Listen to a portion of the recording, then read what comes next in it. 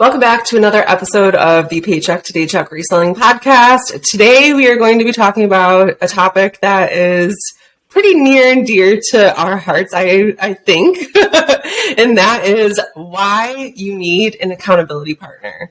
So some of you might not know this. I think we've talked about it a little bit before in other episodes, but if you're hopping around, you might not have heard about this yet. But Liz and I have never met in person. We actually met in a reselling group back in 2020, and we were both looking for an accountability partner. I think I was actually looking for one more than Liz was at the time. I was newer to reselling. I had only really sold Poshmark and Mercari and Facebook Marketplace a little bit at that point, but I really wanted to learn eBay and Amazon. So inside of this group, there was a little section where you could post about yourself. And then if someone else is looking for an accountability partner, they could kind of read a little bit about you, what you were about, what you were looking to learn, and why you wanted a partner. And then you guys could connect. So Liz luckily saw my little plea for help at the right time and kind of adopted me, took me under her wing. And now, a couple years later, here we are. It's just crazy what one little post inside one group can do. It's just, honestly, it's mind blowing. So we're going to talk about the benefits to having an accountability partner. Obviously, that whole relationship can change and turn into a business partnership. It can, it can lead to so many different things. And I'm very grateful and lucky that she saw my post and adopted me as her person. Thanks, Liz. Of course. I think the reason why I chose you, though, was because I knew eBay and Amazon so well, and I was wanting to get into Poshmark and Mercari, and that was something that I knew Ashley was really good at, and she had a lot of experience, and so that was kind of, I figured that would be the best thing to do, is to find somebody who was good on those platforms, and it did take me a really long time to get on Poshmark and Mercari, but Ashley has been so helpful with just how they work and, setting up my closet and how to share and, all the information that you would need to be selling on those platforms. So thank you, Ashley, for all your help too. Of course. All right. So I think one of the important things when you are looking for an accountability partner, you can find somebody who is at the same level as you, or somebody who is ahead of you in your area, or somebody who's pro at something you want to learn. So anything can really work. So if I, could give any advice, I would say, look at what you want to learn. So what is something that you want to learn? What are your strengths? What are your weaknesses? And make sure that you are finding somebody else who can kind of complement that.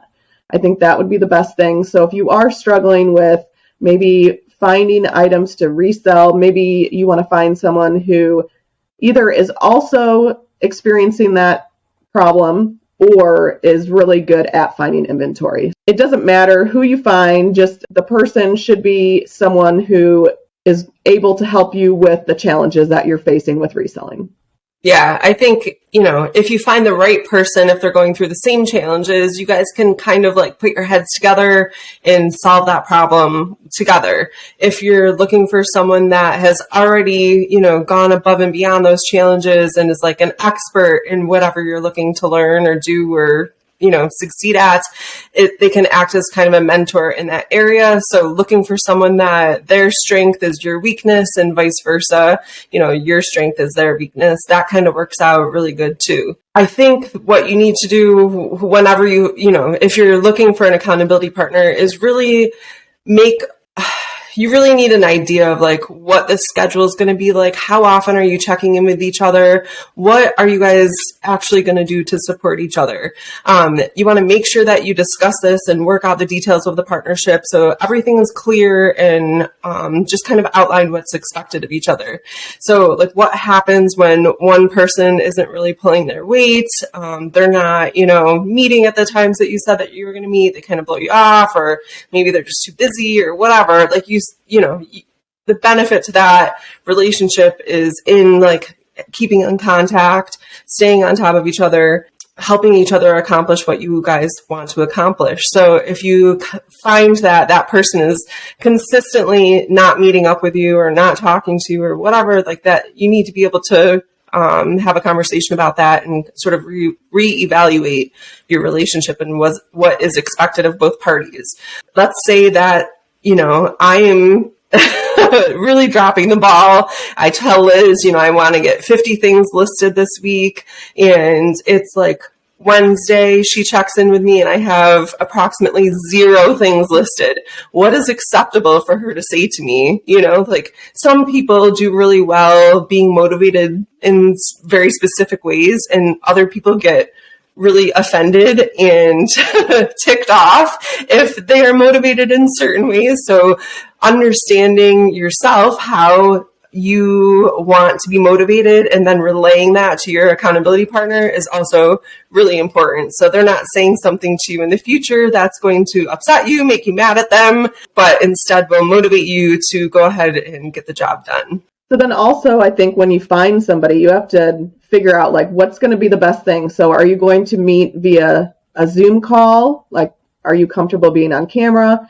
You could also do, I think would be a good idea if you have an accountability partner, pick a time where you both need to be listing, jump on a Zoom call and list together and kind of, walk through that process. So what you do as a accountability partner can kind of vary. Maybe you're more comfortable just texting. Maybe you're going to use social media message on there. Maybe you're going to do a phone call. I think it was Aaron and Jen. They used to talk every single day when they were accountability partners from the group. So I think it's going to vary depending on what your needs are. I mean, if you have a full-time job and this isn't what you do full-time, then maybe you're not going to be checking in daily, but it's just something that you need to think about and relay to your accountability partner. And one of the things that you have to think about is, why is an accountability partner a good thing? Why do you need one as a reseller? And I think a lot of times when you start reselling, there's so much information to learn and to know, and it can sometimes be really lonely.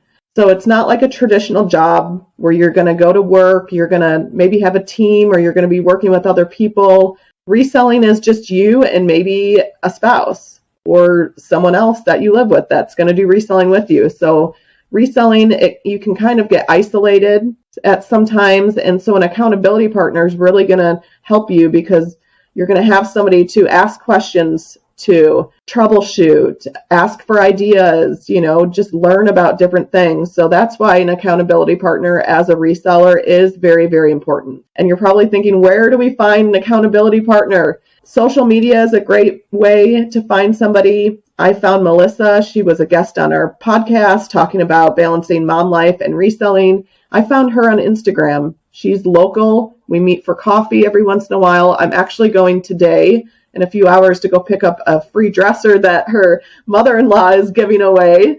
And we don't have a dresser. Side note, this is crazy. We don't have a dresser. We have not had a dresser since we stopped RVing. So I'm really excited about that. But you never know when you're going to meet somebody, what kind of relationship that's going to foster into. So definitely social media.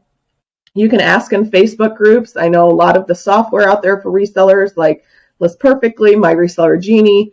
Those are all, Facebook groups and communities. So you can always try to find one there. Also, I think what we're going to do is we have a private Facebook group called the Daycheckers, and we'll do a pinned post in there. And if you're interested in finding somebody, they don't have to live in the same city as you. They can live across the country. Look at Ashley and I. We live on pretty much polar opposites of the country. But we'll do a post in there, and it'll be, just titled Accountability Partner. Leave in the comments, who you're looking for, and maybe you'll be able to find somebody within our group.